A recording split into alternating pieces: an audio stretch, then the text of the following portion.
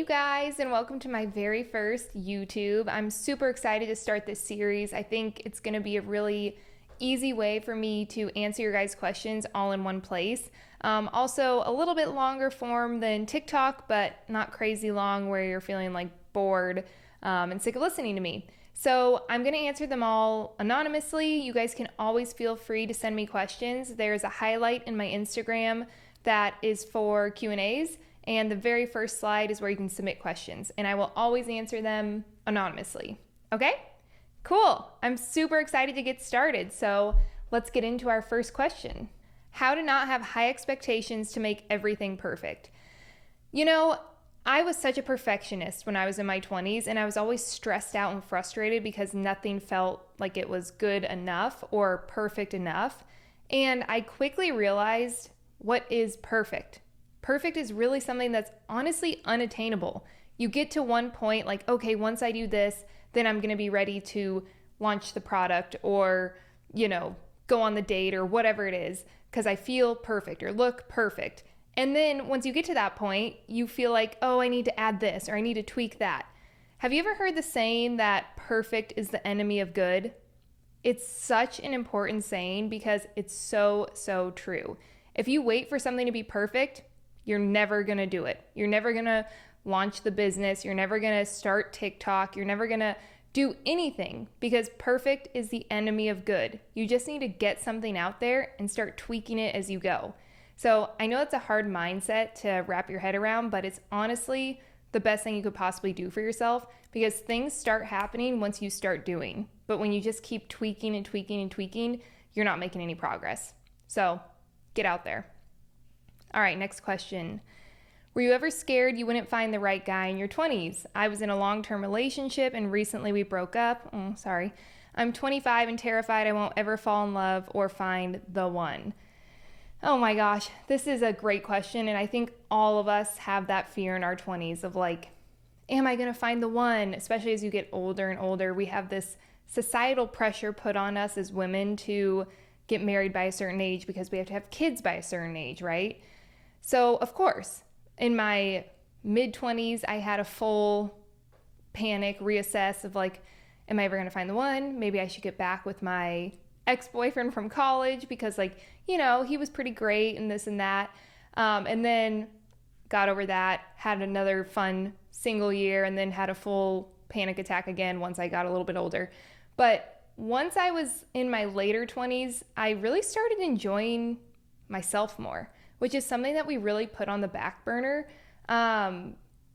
It's weird. It takes a lot of time to really figure out who you are. And I think we're always figuring out who we are, but we don't really prioritize that. We prioritize trying to check these boxes that we think we're supposed to check in our 20s. And yes, to answer your question, I of course had that moment. I didn't think I would find the one. And as cliche as it is, when I started relaxing, enjoying myself, enjoying who I was, enjoying what I was doing to improve my life and not stressing out over things that were out of my control, like finding the one, I ended up meeting my now fiance. So I know it sounds cheesy. I know people say it's going to happen when you least expect it, but focus on yourself and good things are going to come. That's something I truly, truly believe. Should I do what feels right or what seems right? So this was in reference to this girl taking a job that she knew she was going to be working like crazy hours. It wasn't going to be good for her mental health, but it seemed like the right move for her career. Or what felt right, what she said, was not taking this job and putting her mental health first. So my answer for this, I think, is an obvious one. I always say go with your gut, go with what feels right for you. If your mental health is not in check, then everything else is going to fall apart.